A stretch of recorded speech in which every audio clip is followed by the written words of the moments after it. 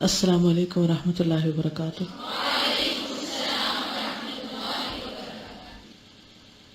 نحمده ونصلی علی رسولہ الکریم، اما بعد فاعوذ باللہ من الشیطان الرجیم، بسم اللہ الرحمن الرحیم، رب اشرح لی صدری ویسر لی امری واحلل عقدۃ من لسانی یفقہوا قولی۔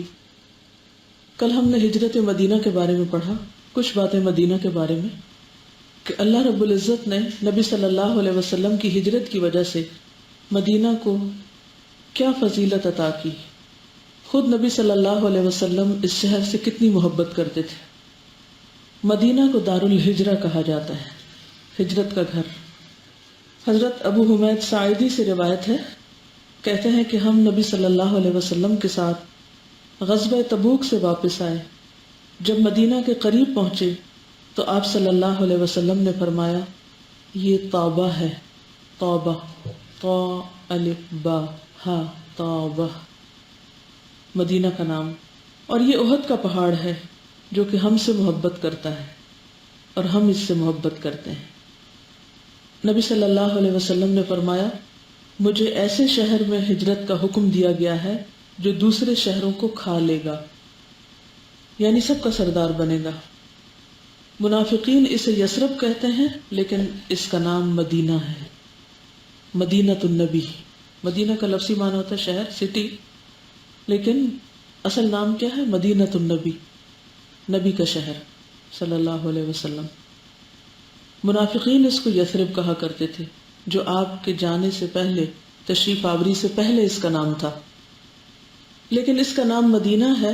وہ برے لوگوں کو اس طرح باہر کر دیتا ہے جس طرح بھٹی لوہے کے میل کو باہر نکال دیتی، یعنی برے لوگ وہاں رہنا بھی پسند نہیں کرتے اور وہ رہنے بھی نہیں دیتا، یعنی ایسے حالات پیدا ہو جاتے ہیں کہ انسان وہاں سے نکلنا چاہتا ہے۔ حضرت جابر کہتے ہیں کہ میں نے نبی صلی اللہ علیہ وسلم کو فرماتے ہوئے سنا کہ اللہ عز و جل نے مدینہ کا نام طابہ رکھا ہے۔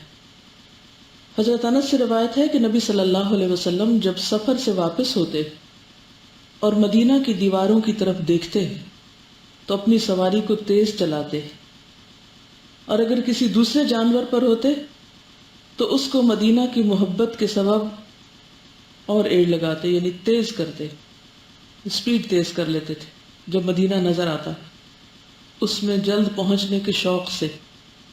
تو اس سے کیا پتہ چلتا ہے کہ اللہ کے رسول صلی اللہ علیہ وسلم جذبات بھی رکھتے تھے، انسانوں سے بھی محبت رکھتے تھے اور جگہوں سے بھی محبت رکھتے تھے۔ حضرت عائشہ رضی اللہ تعالیٰ عنہ فرماتی ہیں کہ ہم مدینہ آئے تو وہاں وبا تھی، تو حضرت ابوبکر اور حضرت بلال بیمار ہو گئے۔ جب رسول اللہ صلی اللہ علیہ وسلم نے اپنے اصحاب کی بیماری دیکھی تو دعا کی، فرمایا، اے اللہ، جیسا کہ تو نے ہمارے لیے مکہ کو محبوب بنایا تھا، مدینہ کو ہمارے لیے اس سے بھی زیادہ محبوب بنا دے، اور مدینہ کو صحت کی جگہ بنا دے، اور ہمارے لیے مدینہ کے ساع میں، یعنی پیمانے میں، اور ان کے مد میں برکت فرما، یعنی ناپ تول کے پیمانوں میں برکت دے دے، اور مدینہ کے بخار کو جحفہ کی طرف پھیر دے، یعنی اس وبا کو یہاں سے دور کر دے، اس کا رخ پھیر دے۔ یہ جتنی بھی حدیثیں میں پڑھتی ہوں، یہ روز کی روز ساتھ کے ساتھ ویب سائٹ پہ پوسٹ کر دی جاتی ہیں، تو اس لیے اگر آپ کو کچھ بھی مس ہو جائے تو آپ پریشان نہ ہو کہ یہ لکھنے سے رہ گیا اور یہ پتہ نہیں کہاں سے ہم ڈھونڈیں گے یا یہ کیا۔ تو ہر ایک کو ڈھونڈنے کی مشقت میں نہیں ڈالا گیا، آپ ان کو جب چاہیں وہاں سے پرنٹ آؤٹ نکال لیں۔ کبھی کہیں بھی کچھ کوٹ کرنا ہو، پڑھانا ہو، کسی کو بتانا ہو، کوئی پچھلا ریفرنس دیکھنا ہو، کسی قسم کا کوئی شک گزرے اپنے لکھنے پر، تو آپ سب وہاں سے لے سکتے ہیں، ٹھیک ہے۔ تو آپ صلی اللہ علیہ وسلم نے مدینہ کے لیے دعا کی کہ اللہ اس کو ہمارے لیے ایسا ہی محبوب بنا دے جس طرح تو نے مکہ کو ہمارے لیے محبوب بنایا تھا، بلکہ مدینہ کو ہمارے لیے اس سے بھی زیادہ محبوب بنا دے، اور مدینہ کو صحت کی جگہ بنا دے، اور ہمارے لیے مدینہ کے ساع میں اور ان کے مد میں برکت دے دے۔ حضرت انس سے روایت ہے، آپ صلی اللہ علیہ وسلم نے فرمایا، اے اللہ، مکہ میں جو برکت تو نے رکھی ہے، مدینہ میں اس سے دگنی برکت عطا کر۔ ظاہر ہے لوگ قربانیاں دے کر یہاں آئے تھے، اپنا گھر بار چھوڑ کر آئے تھے، تو انہوں نے یہ سب کچھ چھوڑا تو اس کے بدلے میں ان کو اس سے بھی بہتر دے۔ ابو ہریرہ رضی اللہ عنہ سے روایت ہے کہ رسول اللہ صلی اللہ علیہ وسلم کی خدمت میں پہلا پھل پیش کیا جاتا۔ مدینہ میں کیا اگتا تھا؟ کھجور۔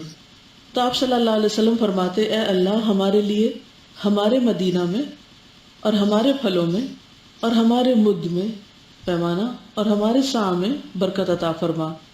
پھر آپ صلی اللہ علیہ وسلم وہ پھل جو آپ کے پاس موجود ہوتا بچوں میں سب سے جو چھوٹا ہوتا تھا پہلے اس کو دیتے تھے۔ یہ بھی مینرز میں سے ہے، طریقہ ہے، ہر کام کے کرنے کا ایک طریقہ ہوتا ہے۔ جب قوموں پہ زوال آتا نا تو ان کے اندر سے طریقے مینرز رخصت ہو جاتے ہیں۔ بس جو کام جیسے دل چاہے کر لو، کیا فرق پڑتا ہے؟ اب اتنی بھی کیا فارمیلٹیز کہ سب سے پہلا پھل آپ کے پاس لایا جائے، پھر آپ اس کو سب سے چھوٹے بچے سے شروع کریں۔ ان سب چیزوں میں آخر کوئی حکمت ہے، کوئی وجہ ہے؟ کیا وجہ ہو سکتی؟ کاموں کو کس طرح آرگنائز کیا جائے۔ اور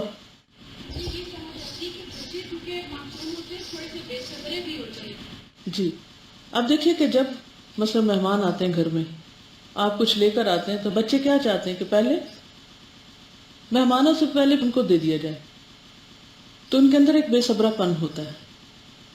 حالانکہ عام طور پر باقی چیزیں جو بڑوں کی محفل ہوتی تھی اس میں آپ دائیں جانب سے شروع کرتے تھے، یا جو محفل میں بڑا ہوتا تھا اس سے شروع کی جاتی تھی چیز، لیکن اس خاص معاملے میں آپ بچے سے شروع کرتے، کیونکہ بچے نئی چیزوں کی طرف جلد ایکسائٹیڈ ہوتے ہیں۔ اب پہلا پھل آیا ہے، اب ہمیں تو پہلے اور دوسرے پھل کا ویسے بھی اندازہ نہیں، اس لیے کہ سارا سال ہی ہر پھل ہی پہلا ہے، بھلا ہو فریزرز کا اور کولڈ سٹوریج کا۔ کچھ چیزیں پہلے کولڈ سٹوریج میں رہتی ہیں، وہاں سے رخصت ہوتی ہیں، تو پھر ہمارے گھروں کے فریزرز میں رہتی ہیں مدتوں، تو پھر وہ پہلے پچھلے ان چیزوں کی ویسے بھی قدر بھی نہیں رہی، دلچسپی بھی نہیں، شکرانہ بھی نہیں، تو نعمتوں کی قدر، یہ ساری چیزیں باقی نہیں رہی، تو بہرحال پھر وہ زندگی کا لطف بھی ختم ہو گیا نا، ہر چیز سے بور ہو چکے ہیں۔ تو بہرحال آپ صلی اللہ علیہ وسلم کے پاس جو لوگ موجود ہوتے ان میں سے بچے کو پہلے دیتے۔ اس میں ایک اور اہم بات ہے کہ بچوں کی میموری چونکہ بہت زیادہ گہری ہوتی ہے اور ان کو بچپن کے واقعات یاد رہتے ہیں، تو میں نے ایک لیکچر سنا تھا، خاص طور پہ انہوں نے بتایا تھا کہ نبی صلی اللہ علیہ وسلم بچوں کو اس وجہ سے بھی اہمیت دیتے تھے کہ بعد میں پھر وہ یاد کرتے تھے، اور انہوں نے اس چیز کو سمجھا کہ کس طرح نبی صلی اللہ علیہ وسلم کو ہم سے محبت تھی، اور اس محبت کی وجہ سے پھر ان کو دین سے محبت ہوئی۔ کہتے ہیں کہ جس تحریک میں بچے شامل ہو جائیں وہ کبھی ناکام نہیں ہوتی۔ جی یعنی کوئی بھی موومنٹ جو ہوتی ہے اگر اس میں بچے شامل ہو جائیں، کئی لوگ تو جوانوں تک رہتے ہیں نا کہ یوتھ ہو تو بس ہر چیز آگے بڑھ جاتی ہے، لیکن یوتھ نہیں، بچے، کیونکہ جس کام میں بچے شامل ہو گئے اور وہ بھی اس کام کی اتنی ہی اہمیت سمجھتے ہیں جتنی بڑی، تو بڑوں کا ویژن جو ہے وہ بچوں میں ٹرانسفر ہو جاتا ہے۔ اب بڑوں نے تو آہستہ آہستہ رخصت ہو جانا ہے، تو پھر اس مشن کو کس نے کیری کرنا ہے؟ بچوں نے کرنا ہے۔ لہٰذا نبی صلی اللہ علیہ وسلم بچوں کو مختلف مواقع پر اہمیت دیتے نظر آتے ہیں، اور جیسے یہاں بھی حضرت ابو ہریرہ رضی اللہ عنہ سے روایت ہے، انہوں نے بیان کیا کہ رسول اللہ صلی اللہ علیہ وسلم نے فرمایا کہ مدینہ کے دروازوں پر فرشتے ہیں، نہ تو وہاں طاعون اور نہ دجال داخل ہوگا۔ ابو بکر رضی اللہ عنہ نبی صلی اللہ علیہ وسلم سے روایت کرتے ہیں، آپ نے فرمایا مدینہ میں مسیح دجال کا رعب بھی داخل نہ ہوگا، ڈر خوف بھی داخل نہیں ہوگا۔ ورنہ تو ہم دوسرے ملک میں بیٹھ کے سنتے ہیں کہ فلاں جگہ فلاں آفت آ گئی، کہیں زلزلہ آ گئی کچھ، تو ہم بیٹھے بیٹھے گھبرا جاتے ہیں کہ پتہ نہیں ان کی یہ حالت ہوئی تو ہمارا کیا ہوگا۔ کوئی سونامی کا آپ نے سنا ہوگا، جاپان پہ جو کچھ ہوا، تو گھر میں بیٹھ کے نیوز سن کے بھی ایک پریشانی سی ہو جاتی۔ لیکن یہ ہے کہ جو لوگ مدینہ میں ہوں گے ان کو اگر یہ خبر ملے گی بھی کہ دجال ظاہر ہو چکا ہے تو انہیں اس سے ڈر نہیں لگے گا، کیونکہ آپ نے خوشخبری دی ہوئی ہے کہ وہ خود کیا اس کا رعب بھی داخل نہیں ہوگا مدینہ میں۔ ایک اور حدیث میں آتا ہے کہ آپ نے فرمایا مدینہ میں مسیح دجال کا رعب بھی داخل نہ ہو سکے گا۔ اس زمانے میں مدینہ کے 7 دروازے ہوں گے اور ہر دروازے پر 2 فرشتے ہوں گے، اللہ تعالیٰ کی طرف سے ایک پہرا ہوگا۔ عامر بن سعد رضی اللہ عنہ اپنے باپ سے روایت کرتے ہیں، رسول اللہ صلی اللہ علیہ وسلم نے فرمایا کہ یہ مدینہ ان کے لیے بہتر ہے، کاش کہ وہ جان لیں، اور کوئی مدینہ کو نہیں چھوڑتا مگر اللہ تعالیٰ اس سے بہتر آدمی اس میں بھیج دیتا ہے۔ یعنی اگر کوئی شخص وہاں سے مائگریٹ کر جاتا ہے یا اس کو چھوڑ جاتا ہے یا چلا جاتا ہے تو ایسا نہیں کہ مدینہ کی رونق ختم ہو جاتی ہے یا اس کا کاروبار ماندہ پڑ جاتا ہے یا وہاں کی جو ایک آبادی ہے اس میں کمی ہو جاتی ہے. اللہ تعالیٰ پہلے سے بھی بہتر لوگ وہاں بھیج دیتا ہے. اور جو آدمی بھی مدینہ کی بھوک پیاس اور محنت اور مشقت پر صبر کرے گا تو میں قیامت کے دن اس کی سفارش کروں گا، اس کے حق میں گواہی دوں گا. میں چاہوں گی کہ جو لوگ بھی عمرہ یا حج پہ جا رہے ہیں ان کو یہ حدیثیں پڑھوا کے بھیجیں تاکہ جب وہ مدینہ جائیں تو اس کی قدر کریں. ابن عمر کہتے ہیں کہ ان کی ایک لونڈی ان کے پاس آئی اور کہا مجھ پہ وقت بہت سخت ہو گیا، نہیں بڑی مشکل میں ہوں، میں عراق جانے کا ارادہ رکھتی ہوں. ابن عمر نے کہا تم شام کی طرف کیوں نہیں جاتی جو حشر کی جگہ ہے؟ ارے بے وقوف صبر کر، میں نے رسول اللہ صلی اللہ علیہ وسلم کو فرماتے ہوئے سنا ہے جس نے مدینہ کی سختی اور تنگی پر صبر کیا میں قیامت کے دن اس کا گواہ یا سفارشی بنوں گا. اس لیے اگر وہاں ہوتے ہوئے کسی قسم کی کوئی دقت ہو، تکلیف ہو، پریشانی ہو، بعض اوقات صحیح جگہ نہیں ملتی یا اور کسی قسم کی کوئی مشکل ہوتی ہے تو اس میں انسان کو بہت کمپلینٹس نہیں کرنی چاہیے، اس پر صبر کرنا چاہیے اور ان چیزوں کو بھی پازیٹیولی لینا چاہیے. کسی بھی تکلیف کے آنے پر اگر آپ کو اللہ نگاہیں دے اور آپ غور کر سکتے ہوں اور عبرت پکڑ سکتے ہیں تو آپ دیکھیں گے کہ کوئی مشکل جو آپ پر آئی زندگی میں اس کے پیچھے کو بہت بڑی حکمت تھی. لیکن جس وقت مصیبت سر پہ پڑی بھی ہوتی ہے اس وقت ہمیں حکمتیں سمجھ نہیں آتی اور ہم ان کو مصیبت سمجھ کر ہر ایک سے گلا شکوہ کرتے ہیں اور اس پہ روتے ہیں، حالانکہ وہ اللہ تعالیٰ کی طرف سے وہ بھی ایک بلیسنگ ہوتی ہے کہ اللہ تعالیٰ بندے کو اس ایک خاص سچویشن میں رکھتا ہے تاکہ وہ اس کے ذریعے سے نہ دیکھے جانے والے نہ نظر آنے والے فائدوں اور اللہ کے وعدوں پر یقین کرے اور اس کے درجات بلند ہوں. اور نہ صرف یہ کہ آخرت کے درجات بلند ہوتے ہیں بلکہ دنیا میں بھی انسان کے اندر مزید علم و حکمت آتی. انسان کو بہت سی ایسی چیزیں سمجھ آتی ہیں جو اس مصیبت یا مشکل کے بغیر کبھی سمجھ آ ہی نہیں سکتی تھی.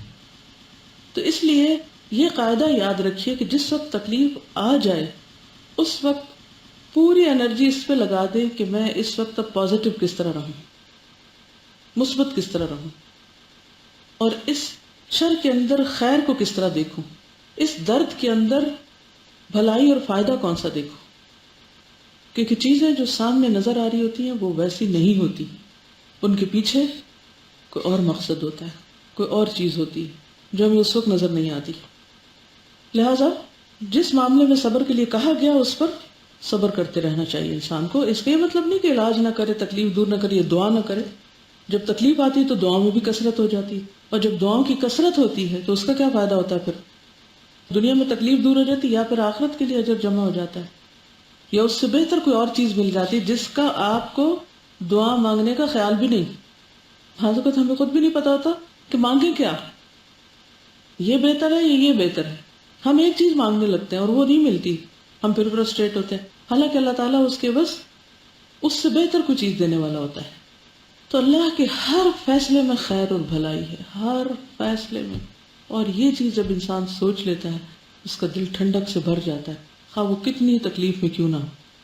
اور غموں میں خوش رہنے، تکلیف میں مطمئن رہنے، پریشانی کے وقت پرسکون رہنے کا یہی راز ہے. حضرت ابن عمر فرماتے ہیں کہ رسول اللہ صلی اللہ علیہ وسلم نے فرمایا تم میں سے جو یہ کر سکے کہ مدینہ میں فوت ہو تو وہ ضرور ایسا کرے، اس لیے کہ میں مدینہ میں فوت ہونے والوں کے حق میں گواہی دوں گا. حضرت عمر سے مروی ہے کہ انہوں نے دعا کی اللہم ارزقنی شہادتا فی سبیلک واجعل موتی فی ولد رسولک صلی اللہ علیہ وسلم. یا اللہ مجھے اپنے راستے میں شہادت نصیب فرما اور مجھے اپنے رسول صلی اللہ علیہ وسلم کے شہر میں موت دے. حضرت ابو ہریرہ کہتے ہیں کہ رسول اللہ صلی اللہ علیہ وسلم نے فرمایا کہ ایمان مدینہ کی طرف اس طرح سمٹ آئے گا جس طرح سانپ اپنے بل میں سمٹ آتا ہے. تو بل میں سانپ کیسے ہوتا ہے؟ کنڈلی مار کے بالکل چھوٹا ہو گیا. حضرت جابر سے روایت ہے کہ ایک آدمی اعرابی جو تھا، بدو، نبی صلی اللہ علیہ وسلم کے پاس آیا اور آپ سے اسلام پر بیعت کی. دوسرے دن اس حال میں ہے کہ اس کو بخار ہو گیا. اس نے آ کر عرض کی میری بیعت توڑ دیجئے. آپ نے 3 بار انکار کیا. فرمایا کہ مدینہ بھٹی کی طرح ہے جو میل کچیل کو دور کر لیتی ہے اور خالص کو رکھ لیتی ہے. یعنی تمہیں بخار اس لیے ہوا تاکہ تمہاری آزمائش ہو، اگر تم صبر کرو گے تو ایمان مزید مضبوط ہو جائے گا. اور یہ حقیقت ہے کہ ہر تکلیف انسان کے ایمان میں بہتری لانے کے لیے ہوتی ہے اگر وہ اس پر صبر کر کے پر امید رہے۔ ابو ہریرہ رضی اللہ عنہ سے روایت ہے کہ رسول اللہ صلی اللہ علیہ وسلم نے فرمایا کہ لوگوں پر ایک ایسا زمانہ آئے گا کہ آدمی اپنے چچا زاد بھائیوں اور رشتہ داروں کو بلا کر کہیں گے کہ جس جگہ آسانی اور سہولت ہو اس جگہ کوچ کر چلو، اس شہر کو چھوڑ کے کہیں اور چلو۔ ایک وقت ایسا آئے گا کہ ہر کوئی آپس میں یعنی پورے خاندان، فیملیز، رشتہ دار، کزنز اکٹھے ہو کے یہ سوچ رہے ہوں گے کہ اس شہر کو چھوڑ کے کہیں اور چلتے ہیں۔ مدینہ ان کے لیے بہتر ہے، کاش کہ وہ لوگ جان لیں۔ قسم ہے اس ذات کی جس کے ہاتھ میں میری جان ہے، اللہ وہاں سے کسی کو نہیں نکالے گا سوائے اس کے کہ جو وہاں سے اعراض کرے گا، یعنی جو وہاں کے ریزیڈنٹس ہیں ان کی بات ہو رہی ہے۔ ظاہر حج عمرے والے تو سب وہاں رہ نہیں سکتے، اگر رہنا شروع ہو جائے تو پھر تو اللہ تعالیٰ کسی کو وہاں سے نہیں نکالتا سوائے اس کے جو اعراض کرے، یعنی وہ بد دل ہو، منہ موڑے، تو اللہ اس کی جگہ وہاں سے آباد فرمائیں گے کہ جو اس سے بہتر ہوگا، یعنی اوروں کو لے آئیں گے۔ آگاہ رہو، مدینہ ایک بھٹی کی طرح ہے جو خبیث چیز یعنی میل کچیل کو باہر نکال دیتا ہے، اور قیامت قائم نہیں ہوگی یہاں تک کہ مدینہ اپنے میں سے شریر لوگوں کو باہر نکال پھینکے، جس طرح بھٹی لوہے کے میل کو باہر نکال دیتی۔ کہتے ہیں کہ زلزلہ آئے گا، جب دجال آئے گا نا اس کے قریب، تو اس سے کیا ہوگا کہ اس زلزلے سے ڈر کے لوگ بھاگ جائیں گے، 3 دفعہ آئے گا، تو پھر صرف وہی رہیں گے کہ جو مدینہ میں مرنا چاہیں گے اور وہیں سے اٹھنا چاہیں گے۔ زید بن ثابت سے روایت ہے کہ جب نبی صلی اللہ علیہ وسلم احد کی طرف روانہ ہوئے تو کچھ لوگ جو آپ کے ساتھ تھے یعنی منافقین، وہ بہانہ بنا کے واپس چلے گئے، تو صحابہ کے 2 گروہ ہو گئے۔ کچھ نے کہا ہمیں پہلے ان سے جنگ کر لینی چاہیے، یہ کیسے غدار ہیں، چلے گئے۔ بعض نے کہا ہم ان سے جنگ نہیں کریں گے، چنانچہ یہ آیت نازل ہوئی فَمَا لَكُمْ فِي الْمُنَافِقِينَ فِئَتَيْنِ وَاللَّهُ أَرْكَسَهُمْ بِمَا كَسَبُوا، سورۃ النساء میں آتی ہے نا آیت 88۔ پس تمہیں کیا ہو گیا کہ منافقین کے بارے میں تمہاری 2 جماعتیں ہو گئی، حالانکہ اللہ نے ان کے برے اعمال کی وجہ سے انہیں کفر کی طرف لوٹا دیا ہے۔ اس سے کیا پتہ چلتا ہے؟ انسان کے برے اعمال اس کے برے ہونے میں اور اضافہ کرتے ہیں۔ اور نبی صلی اللہ علیہ وسلم نے فرمایا کہ مدینہ طیبہ ہے، برے لوگوں کو اپنے سے اس طرح دور کر دیتا ہے جس طرح آگ چاندی کے میل کو دور کر دیتی۔ یہ تو مدینہ کی بات تھی نا، اور جگہ بھی جہاں پر نیکی کی بات ہوتی ہے، نیکی کا کام ہوتا ہے، خیر اور بھلائی کے کام ہوتے ہیں، وہاں سے نکلنا اور وہاں کو چھوڑنا بغیر کسی شرعی عذر کے، یہ بھی کوئی معمولی چیز نہیں ہے۔ یعنی کسی خیر اور بھلائی کے کام یا جگہ یا مقام کو چھوڑنا جو ہے، یہ بھی انسان کے حق میں اچھا نہیں، کیونکہ بعض جگہوں کو اللہ نے بعض پر فضیلت دی ہے، بعض کاموں کو بعض پر فضیلت دی ہے، بعض لوگوں کو بعض پر فضیلت دی ہے۔ اور یہ ہر چیز کے اندر آپ دیکھیں گے، پھلوں کی قسموں میں دیکھیں، جگہوں میں دیکھیں، مختلف چیزوں میں، تو انسان کو ہمیشہ اپنے لیے خیر اور بھلائی مانگتے رہنا چاہیے۔ اور جب کبھی اللہ تعالیٰ لے جائے مدینہ خاص طور پر، تو وہاں یہ سب دعائیں یاد رکھیں، کیونکہ اگر انسان سچے دل سے اپنے لیے دعا بھی کرتا ہے کہ اللہ یہاں موت دے، یہاں شہادت دے، اور کسی وجہ سے وہ قبول نہیں ہوتی، تو بھی نیت کا اجر تو لکھا جائے گا نا، لیکن اگر پتہ ہی نہیں ہوگا تو مانگیں گے کہاں سے؟ اس لیے یاد دہانی بہت ضروری ہے، اور ایک دفعہ جان لینا کافی نہیں ہوتا۔ حضرت ابو ہریرہ سے روایت ہے کہ نبی صلی اللہ علیہ وسلم نے فرمایا کہ مدینہ حرم ہے، جو آدمی اس حرم میں کوئی نیا کام یعنی بدعت وغیرہ کرے گا یا ایسا کرنے والے کو پناہ دے گا، اس پر اللہ اور فرشتوں اور تمام لوگوں کی لعنت ہوگی، اور قیامت کے دن نہ اس سے کوئی فرض اور نہ ہی کوئی نفل قبول کیا جائے گا، یعنی باقی اس کی عبادات بھی ضائع ہو جائیں گی۔ تو بہرحال مدینہ کے اپنے فضائل ہیں، اور خوش قسمت ہیں وہ جن کو اللہ تعالیٰ ایمان کی حالت میں وہاں رہنے کا موقع دے اور وہیں ان کی موت آئے اور نبی صلی اللہ علیہ وسلم ان کے لیے گواہی دیں اور سفارش کریں۔ اللہ تعالیٰ ہمیں بھی ان لوگوں میں شامل کر لیں۔ نبی صلی اللہ علیہ وسلم جب مدینہ میں داخل ہوئے تھے تو وہ دن صحابہ کہتے ہیں کہ سب سے زیادہ حسین دن تھا، سب سے زیادہ روشن دن تھا۔ حضرت انس کی روایت ہے مسند احمد سے کہتے ہیں کہ میں نے وہ دن پایا ہے جب آپ مدینہ داخل ہوئے، اس دن سے زیادہ روشن اور حسین دن کوئی اور نہیں دیکھا۔ یہ سب سے زیادہ خوشی کا دن میری زندگی میں وہ تھا جب نبی صلی اللہ علیہ وسلم ہجرت کر کے مدینہ تشریف لائے تھے، اور میں نے نبی صلی اللہ علیہ وسلم کی وفات کا دن بھی پایا ہے، اور اس دن سے زیادہ تاریک اور قبیح دن کوئی نہیں دیکھا۔ اب دیکھیے کہ دن تو سارے دن ہوتے ہیں جن میں سورج نکلتا ہے اور غروب ہو جاتا ہے، لیکن ایک دن کو دوسرے دن پر فوقیت اور ایک دن دوسرے کے مقابلے میں کمتر ہے۔ اس سے پھر کیا پتہ چلتا ہے کہ بعض اوقات، بعض گھڑیاں، بعض دن، بعض مہینے، بعض شہر، بعض جگہیں وہ دوسروں کے مقابلے میں لازماً بہتر ہوتے ہیں۔ تو انسان کو ہمیشہ خیر کی دعا مانگتے رہنا چاہیے۔ کون سی ہے خیر کی دعا؟ اللہم انی اسألک من الخیر کلہ عاجلہ و آجلہ ما علمنا منہ وما لم نعلم ونعوذ بک من الشر کلہ عاجلہ و آجلہ ما علمنا منہ وما لم نعلم۔ اللہ تجھ سے ہر خیر کا سوال کرتی ہوں، جلدی ملنے والی ہو یا دیر سے، اور ہر شر سے بچنے کی دعا کرتی ہوں، چاہے جلدی آ رہی ہو یا دیر سے، چاہے ہم اس کو جانتے ہوں یا نہ جانتے، دونوں حالتوں میں، اچھے یا برے دونوں کی طرف سے۔ تو بہرحال نبی صلی اللہ علیہ وسلم جو مدینہ میں داخل ہوئے تو جہاں بچے اور عورتیں اور نوجوان سب کے سب خوش تھے اور ایک طرح سے استقبال کر رہے تھے، وہاں حبشیوں نے بھی، یعنی خاص قوم، انہوں نے بھی اپنے کھیل دکھا کر نبی صلی اللہ علیہ وسلم کی آمد کی خوشی پر اپنی خوشی کا اظہار کیا، یعنی کہ آپ کے آنے پر انہوں نے نیزوں سے کھیل دکھایا، یعنی ایک طرح سے ایک جسچر تھا یا ایک اظہار تھا خوشی کا۔ اس سے کیا پتہ چلتا ہے؟ جی خوشی کا اظہار کرنا چاہیے۔ خوشی کا اظہار حدود کے اندر مسنون طریقوں سے وہ بھی ضروری ہے۔ خوشی کے وقت ناخوش ہونا، منہ بسور لینا اور ناراض ہو بیٹھنا یہ اچھی بات نہیں۔ بعض اوقات ایسا ہوتا ہے نا، کوئی شادی ہو، کوئی فنکشن ہو، کچھ ہو، تو کچھ لوگوں کی عادت کیا ہوتی ہے، وہ لازماً ناراض ہو جاتے ہیں، اسی دن انہوں نے ناراض ہونا ہوتا ہے، چھوٹی چھوٹی باتوں پہ مائنڈ کر کے ایک طرف جا کے بیٹھ جائیں گے، اور جو ہر آنے جانے والا دیکھے گا پوچھے گا تمہیں کیا ہے۔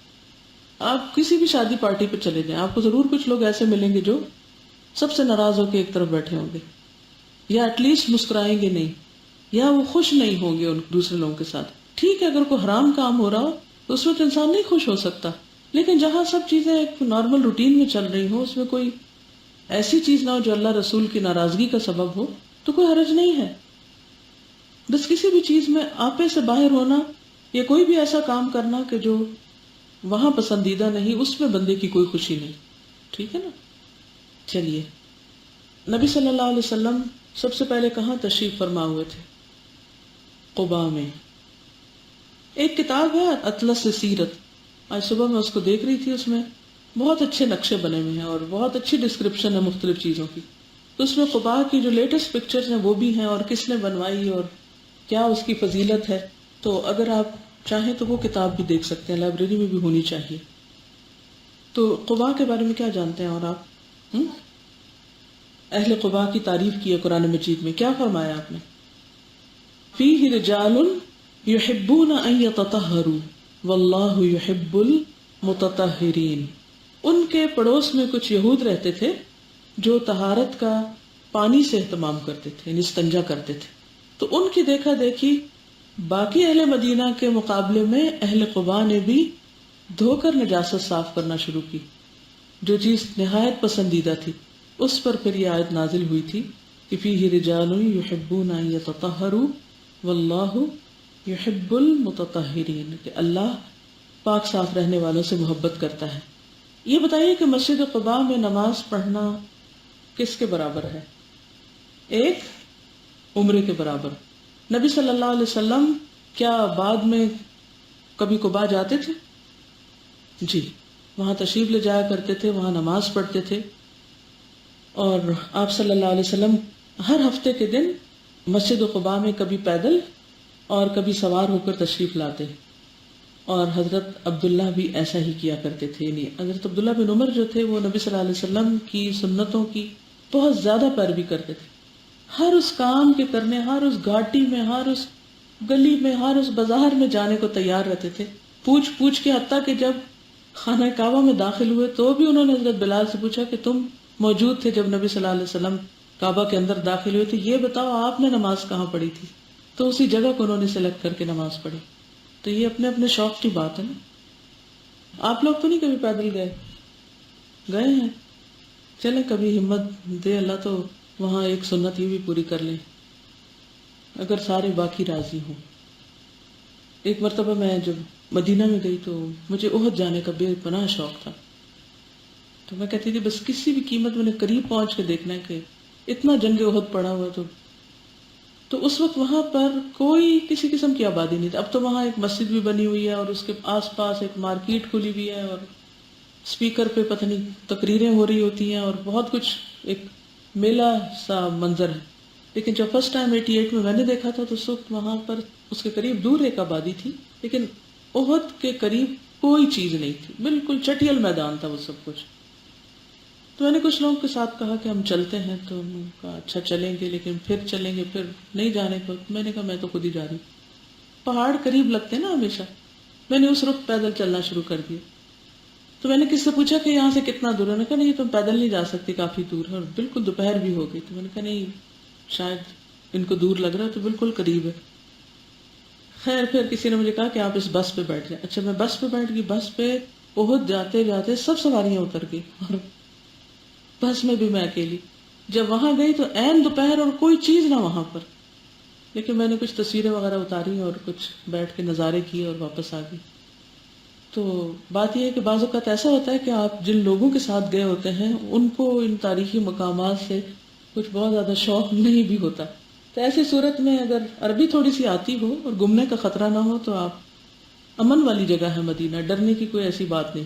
اپنے شہر میں تو کبھی اکیلے نہیں نکلے، لیکن وہاں اکیلے جانے میں کوئی گھبرانے کی ضرورت نہیں. تو کبھی مسجد قباء جب تک چل سکتے ہیں چلے جائیں.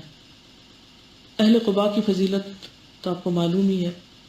ایک اور روایت میں آتا ہے کہ حضرت جابر سے مروی ہے کہ ایک مرتبہ بخار نے نبی صلی اللہ علیہ وسلم کی خدمت میں حاضر ہونے کی اجازت چاہی.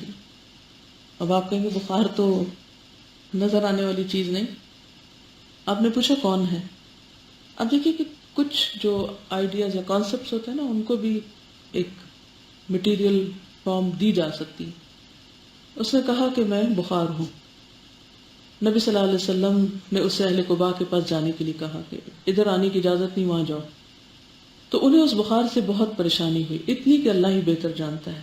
چنانچہ لوگ نبی صلی اللہ علیہ وسلم کے پاس آئے اور بخار کی شکایت کی. فرمایا تم کیا چاہتے ہو؟ اگر تم چاہتے ہو کہ میں اللہ سے دعا کروں کہ اسے تم سے دور کر دے تو میں ایسا کر دیتا ہوں، اور اگر تم چاہتے ہو کہ وہ تمہاری پاکیزگی کا سبب بن جائے تو پھر بھگت لو. اہل قباء نے پوچھا آپ ایسا کر سکتے ہیں؟ نبی صلی اللہ علیہ وسلم نے فرمایا ہاں. اس پر کہنے لگے اچھا پھر رہنے دے، اس بخار کو اللہ ہماری پاکیزگی کا سبب بنائے جس کو آپ نے بھیجا. تو ابھی میں جو بات کر رہی تھی نا کہ بعض تکلیفیں جو ہوتی ہیں وہ انسان کے لیے خیر کا باعث ہوتی ہیں. کس طرح؟ انسان کو پاک کر رہی ہوتی ہیں. اس کا یہ مطلب ہے کہ مانگنی چاہیے؟ نہیں، مانگنی نہیں چاہیے، عافیت مانگنی چاہیے. لیکن اگر کوئی چیز آ جائے تو اس پر صبر کرنا چاہیے. ہمیں ذرا کچھ ہوتا ہے کہ جلدی سے گولی لاؤ، میں جلدی سے کھا لوں. اور آپ کو معلوم ہے کہ ہمارے جسم میں بعض بیماریاں اس جلد بازی سے پیدا ہوتی ہیں. جب بخار ہوتا ہے نا تو ہم ایک دم ہائی ڈوز لیتے ہیں اور وہ بخار فوراً اترتا ہے. تو بخار کا ایک پروسیس ہوتا ہے. جب بخار ہوتا ہے تو ہمارے جسم کے اندر وہ کچھ ایسے گندے مادوں کو جلا رہا ہوتا ہے نا، تو ایک دم وہ پروسیس بھی رک جاتا ہے، وہیں بلاکیج آ جاتے ہیں. اور اس کے ساتھ یہ ہے کہ کئی اور بیماریاں پھر پھوٹ پڑتی ہیں اس کی وجہ سے. اب یہ کہ کیا بخار اتارا نہ جائے یا دوا نہ لی جائے، لیکن ایسی دوا نہ لی جائے کہ جس سے آپ جلتے جلتے ایک دم ٹھنڈے ہو جائیں. اس میں نبی صلی اللہ علیہ وسلم نے جو طریقے بتائے ہیں وہ بھی، اور کوئی بھی دوا لی جا سکتی، لیکن تھوڑے سے شروع کریں، جلدی نہ کریں. جلد بازی نقصان دہ ہے کیونکہ ہم گھبراہ اٹھتے ہیں، ہم کہتے ہیں بس فوراً یہ چیز جو ہے وہ ہم سے دور ہو جائے اور ہم ٹھیک ہو جائیں. اسی لیے پھر بیماری میں ریسٹ کرنا بھی ضروری ہوتا ہے کہ بخار جو کام کرنا چاہ رہا ہے وہ اپنا کام بھی کر پائے. لیکن اگر آپ ریسٹ نہیں کرتے اور چلتے پھرتے رہتے ہیں یا اور کام کرتے رہتے ہیں تو اس کا بھی پھر نقصان ہوتا ہے، یعنی باڈی کام نہیں کر پاتی کہ ایک خاص کیفیت میں ہی اس کو بھی موقع ملتا ہے. تو اللہ کی ہر چیز میں ایک بہتری، بھلائی اور خیر. حضرت علی رضی اللہ عنہ کی ہجرت. نبی صلی اللہ علیہ وسلم کے بعد حضرت علی رضی اللہ عنہ مکے میں 3 روز ٹھہرے رہے. اس دوران میں اہل مکہ کی جو امانتیں رسول اللہ صلی اللہ علیہ وسلم کے پاس تھیں انہیں ادا کیا، پھر پیدل چل پڑے اور قباء میں رسول اللہ صلی اللہ علیہ وسلم سے آ ملے. ان کا قیام کلثوم بن ہدم کے مکان پر تھا. مکہ میں تو ساتھ رہتے تھے نا، لیکن یہاں الگ جگہ پہ تھے. اب یہ ہے کہ مکہ سے مدینہ آئے لوگ اور حبشہ سے بھی کچھ لوگ، جب انہیں پتہ چلا کہ اب نبی صلی اللہ علیہ وسلم ہجرت کر گئے ہیں تو وہ بھی وہاں سے چل پڑے، کیونکہ ان کو شوق کیا تھا کہ ہم آپ کے قریب رہیں. حضرت محمد بن حاتب کی والدہ ام جمیل کہتی ہیں کہ میں تمہیں، ماں اپنے بچے کو کہہ رہی محمد کو، میں تمہیں سرزمین حبشہ سے لے کر آ رہی تھی کہ جب میں مدینہ منورہ سے 1 یا 2 راتوں کے فاصلے پر رہ گئی تو میں نے تمہارے لیے کھانا پکانا شروع کیا. اسی اثناء میں لکڑیاں ختم ہو گئی. میں لکڑیوں کی تلاش میں نکلی تو تم نے ہانڈی اپنے ہاتھ میں گرا لی، وہ الٹ کر تمہارے بازو پہ گر گئی. میں تمہیں لے کر نبی صلی اللہ علیہ وسلم کی خدمت میں حاضر ہوئی اور عرض کیا، اللہ کے رسول صلی اللہ علیہ وسلم، میرے ماں باپ آپ پہ قربان، یہ محمد بن حاتم ہیں. نبی صلی اللہ علیہ وسلم نے تمہارے منہ میں اپنا لعاب دہن ڈالا اور تمہارے سر پر ہاتھ پھیرا اور تمہارے لیے دعا فرمائی. نبی صلی اللہ علیہ وسلم تمہارے ہاتھ پر اپنا لعاب دہن ڈال رہے تھے اور کہتے جاتے تھے، اذهب البأس رب الناس واشف انت الشافی لا شفاء الا شفاؤک اشف شفاء لا یغادر سقما. کہتے ہیں کہ میں تمہیں نبی صلی اللہ علیہ وسلم کے پاس سے لے کر اٹھنے بھی نہیں پائی تھی کہ تمہارا ہاتھ ٹھیک ہو گیا. یعنی اتنی دیر آپ لگاتے رہے اور دعا پڑھتے رہے، جب میں اٹھی تو تم ٹھیک ہو چکے تھے. اس میں کیا سیکھنے کی بات ہے؟ کسی مریض کے پاس جائیں تو یہ دعا پڑھیں، ایک تو یہ بات ہوگی. اور یہ سب باتیں ٹھیک ہیں، ان کی ماں کے کردار کو کیوں نہیں آپ ہائی لائٹ کر رہے؟ حبشہ سے ایک عورت اپنا بچہ اٹھا کر رستے کی مشقتیں برداشت کر کے نبی صلی اللہ علیہ وسلم کی خدمت میں پہنچ رہی ہے اور خود لکڑیاں اکٹھی کر رہی ہے اور کھانا بنا رہی ہے. کیونکہ اگر کوئی اور اس بچے کے پاس ہوتا تو کیا کرتا؟ یا وہ لکڑیاں لا دیتا یا وہ بچے کو پکڑ لیتا. اس سے یہ پتہ چلتا ہے کہ ہجرت کا سفر شروع ہونے سے پہلے اور ہجرت کے دوران اور ہجرت کے بعد اور جہاں جہاں سے بھی ہجرتیں ہوئیں وہاں پر مردوں کے علاوہ عورتوں نے بھی اپنا اپنا قربانی کا حصہ ڈالا. یہ قربانی ہے نا اپنی. حضرت ام سلمہ کا نہیں پڑھا آپ نے؟ صحیح روایات سے پتہ چلتا ہے کہ کس طرح وہ ایک بچے کو لے کر پھر گئی تھی اور سال بھر بچہ بھی ان سے جدا رہا اور شوہر بھی جدا رہے. حالانکہ وہ کہہ سکتی تھی کہ میں باز آئی اس دین سے، لاؤ میرا بچہ، اور میں نے کمپرومائز کر لیا آپ کے ساتھ، لیکن نہیں کیا. تو ہجرت مدینہ صرف ایک بار نبی صلی اللہ علیہ وسلم ہی کی ہجرت نہیں بلکہ صحابہ کرام کی ہے. مکہ سے بھی لوگ آئے ہیں، حبشہ سے بھی آئے ہیں، مدینہ کے راستے میں جو لوگوں کو آپ ملے وہ بھی بعد میں آئے ہیں آپ کے پاس. آل اراؤنڈ ہر طرف سے لوگ آپ کے پاس مدینہ میں آئے ہیں، سیکھنے کے لیے پھر آئے ہیں. اصحاب صفہ آئے ہیں، ان میں سے کچھ تو چلے جاتے تھے لیکن کچھ پرماننٹلی وہاں رہ گئے، جیسے حضرت ابو ہریرہ رضی اللہ تعالیٰ عنہ. یہ کہاں سے ہجرت کر کے آئے تھے؟ دوس قبیلہ سے. یہ اگر آپ دیکھیں نا وہ اٹلس اس میں دوس کا بھی پتہ چلتا ہے، یمن کی طرف تھا. اہل بیت کی ہجرت. جب رسول اللہ صلی اللہ علیہ وسلم مدینے میں قیام پذیر ہو چکے تو زید بن حارثہ اور ابو رافع کو مکہ بھیجا واپس. وہ نبی صلی اللہ علیہ وسلم کی دونوں صاحبزادیوں حضرت فاطمہ اور ام کلثوم، ام المومنین حضرت سودا اور ام ایمن اور اسامہ بن زید کو ساتھ لائے. یہ آپ کا سارا گھرانہ تھا جو پیچھے ہی تھا. ان کے ہمراہ عبداللہ بن ابو بکر بھی تھے. کون سے؟ حضرت ابو بکر کے وہ بیٹے جو ہجرت کے سفر میں مدد دے رہے تھے. ابو بکر کے عیال ام رومان، عائشہ اور اسما کو لے کر آئے. عبداللہ بن ابو بکر کس کو لے کر آئے؟ حضرت عائشہ، ام رومان اور حضرت اسما کو. یہ نبی صلی اللہ علیہ وسلم کی ہجرت کے 6 ماہ بعد کا واقعہ ہے. تو اس سے کیا پتہ چلتا ہے کہ حضرت اسماء جس وقت غار ثور جا رہی تھی تو اس وقت پریگننٹ بھی تھی. ہماری ارلی پریگننسیز کا حال کیا ہوتا ہے؟ Total bed rest. اب تو یہ لگتا ہے کہ جیسے یہ ایک پارٹ آف لائف ہے، بیماری ہے، اس کو بیماری بھی بنا لیا گیا. اور اس میں ہوتا یہ ہے کہ ٹھیک ہے طبیعت میں بہت چینج آتا ہے، لیکن پھر وہی بات ہے کہ انسان اپنے اوپر تھوڑا کنٹرول بھی کرے، اس کے آگے بڑھ نہ جائے. مجھے یاد ہے کہ میں جب کینیڈا میں تھی تو میری جو چھوٹی بیٹی ہے وہ پریگننٹ ہوئی، پڑھاتی تھی، روز تفسیر پڑھاتی تھی. تو ایک دن بیٹھی ہوئی تھی تو آگے رونے لگی، کہتی کہ میں آج پڑھا نہیں سکوں گی. میں نے کہا کیوں؟ کہتی مجھے تکلیف ہے، مجھے لگتا ہے میں تھرو کر دوں گی. میں نے کہا بالکل کر دینا، یہ لو لفافہ پاس رکھ کے بیٹھنا اور جب کچھ ہو میں نے کہا ہاں اس سے کیا ہے، اٹس ویری نیچرل. اور پھر ہر تھوڑے دن کے بعد ایک اور کسی مشکل کا دورہ پڑتا تھا، لیکن ہر دفعہ یہ کہتی تھی کہ اس کو مشکل نہ سمجھو، اس کو سر پہ سوار نہ کرو، اس کے بارے میں سوچو بھی نہ. کیونکہ جتنا ہم سوچتے ہیں نا کہ ہائے ہائے ہمیں پتہ نہیں کیا ہو گیا، اور پھر اوٹ پٹانگ ہر ایک کے قصے سن سن کے اور پھر انٹرنیٹ پہ خود سرچ کر کر کے، تو وہ سارے لوگوں کی بیماریاں ایک ہماری جان میں جمع ہو جاتی ہیں. سب کے تجربے ہم اپنے اوپر، ہر ایک کے خیال ہمیں آنے لگتے ہیں، اچھا وہ فلاں آنٹی نے کہا تھا یہ ہوتا ہے، اور یہ مجھے لگتا ہے مجھے تو وہی ہونے لگ گیا اب، اور فلاں نے یہ کہا تھا تو اب یہ ہونے لگا ہے. ٹھیک ہے ہر شخص فرق ہوتا ہے، ہر ایک کا تجربہ بھی فرق ہے. آپ یقین کریں کہ ہر ماں یہ بتا سکتی اس کے ہر بچے کی پیدائش کا تجربہ فرق تھا. تو اس لیے کوئی لگے بندی روٹین نہیں. اگر ڈاکٹر سے بھی آپ پوچھیں نا تو وہ آپ کو کوئی ایک جواب نہیں دیں گے. وہ کیا کہتے ہیں، لیٹ اس سی، دیکھتے ہیں کیا ہوتا ہے. ہر ایک کا تجربہ مختلف ہوتا ہے، یہ بھی ہو سکتا ہے یہ بھی. میں کہتی ہے حتمی بات تو کچھ نہیں، کچھ بھی ہو سکتا ہے. لہٰذا اپنا کام کرو، جب کچھ ہونا ہوگا تو ہو جائے گا، بس ٹھیک ہے. کیونکہ اللہ نے ہماری باڈی کو اس کام کے لیے پیدا کیا ہے، اس طرح کا بنایا ہے، اور پھر ہم پہ یہ بوجھ ڈالا ہے. تو کیا اس نے ہمیں اس کے لیے پریپیئر نہیں کیا؟ اس نے ہمارے جسم کے اندر ہی وہ سب کچھ رکھا ہے کہ جو خود فائٹ کر لیتا ہے.